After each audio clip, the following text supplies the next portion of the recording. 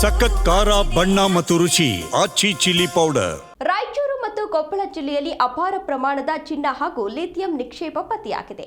ರಾಜ್ಯದ ಗಣಿ ಮತ್ತು ಭೂವಿಜ್ಞಾನ ಇಲಾಖೆ ನಡೆಸಿದ ಸರ್ವೆಯಲ್ಲಿ 65 ಸ್ಥಳಗಳಲ್ಲಿ ಚಿನ್ನ ಮತ್ತು ಅಪರೂಪದ ಖನಿಜಗಳ ನಿಕ್ಷೇಪ ಪತ್ತೆಯಾಗಿದೆ.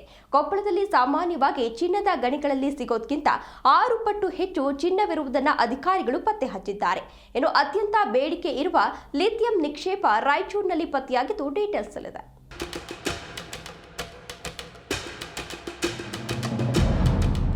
ಕೋಲಾರದ ಕೆಜಿಎಫ್, ರಾಯಚೂರಿನ ಹಟ್ಟಿಯಲ್ಲಿ ಚಿನ್ನದ ಗಣಿಗಳಿವೆ.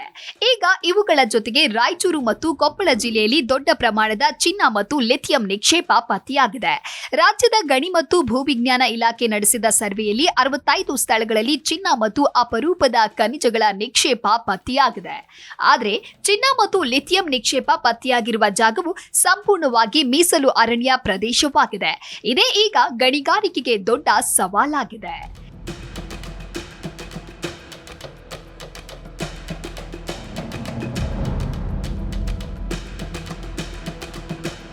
ಇದೇ ಮೊದಲ ಬಾರಿಗೆ ಅಪರೂಪದ ಪ್ರಕರಣದಲ್ಲಿ ಕೊಪ್ಪಳ ಜಿಲ್ಲೆಯ ಅಮರಾಪುರ ಬ್ಲಾಕ್ನಲ್ಲಿ ಪ್ರತಿ ಟನ್ ಮಣ್ಣಿಗೆ 12 ರಿಂದ 14 ಗ್ರಾಂ ಚಿನ್ನ ಇರೋದು ಪತ್ತೆಯಾಗಿದೆ. ಸಾಮಾನ್ಯವಾಗಿ ಚಿನ್ನದ ಗಣಿಗಳಲ್ಲಿ ಪ್ರತಿ ಟನ್ ಮಣ್ಣಿನಲ್ಲಿ 2-3 ಗ್ರಾಂ ಚಿನ್ನ ಮಾತ್ರ ಇರುತ್ತೆ. ರಾಯಚೂರಿನ ಹಟ್ಟಿ ಚಿನ್ನದ ಗಣಿಯಲ್ಲಿ ಪ್ರತಿ ಟನ್ ಮಣ್ಣಿನಲ್ಲಿ 2 ರಿಂದ 2.5 ಗ್ರಾಂ ಮಾತ್ರ ಚಿನ್ನ ಇದೆ. ಆದರೆ ಕೊಪ್ಪಳದ ಸ್ಥಳವು ಸಂಪೂರ್ಣವಾಗಿ ಅರಣ್ಯ ಪ್ರದೇಶವಾಗಿದೆ. ಅರಣ್ಯ ಇಲಾಖೆಯ ಅನುಮತಿಗಾಗಿ ಅರ್ಜಿ ಸಲ್ಲಿಸಿದ್ದೇವೆ ಎಂದು ರಾಜ್ಯ ಗಣಿ ಮತ್ತು ಭೂವಿಜ್ಞಾನ ಇಲಾಖೆಯ ಅಧಿಕಾರಿಗಳು ಹೇಳಿದ್ದಾರೆ.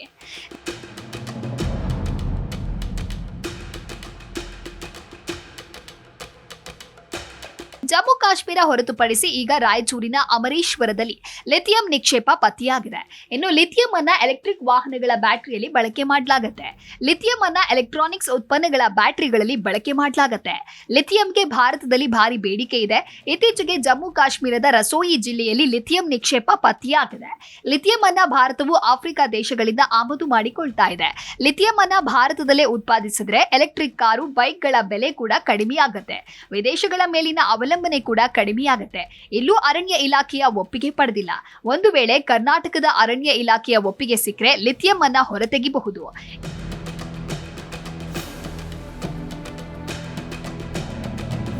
2023ರಲ್ಲಿ ಲಿಥಿಯಂ ನಿಕ್ಷೇಪ ಪತ್ತೆಯಾಗಿದೆ.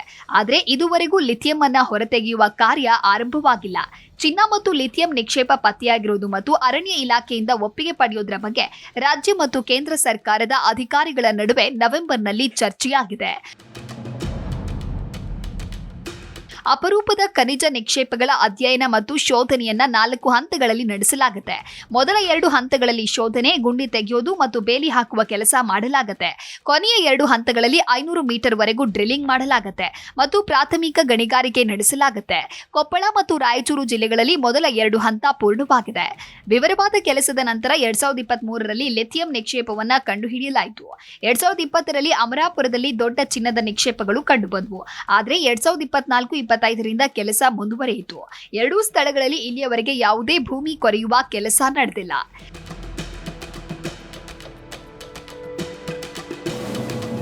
ಲಿಥಿಯಂ ಹೊರತೆಗೆಯುವ ಪ್ರಸ್ತಾವನೆಯು ಲಿಂಗಸಗೂರು ಮೀಸಲು ಅರಣ್ಯ ಪ್ರದೇಶದಲ್ಲಿದೆ.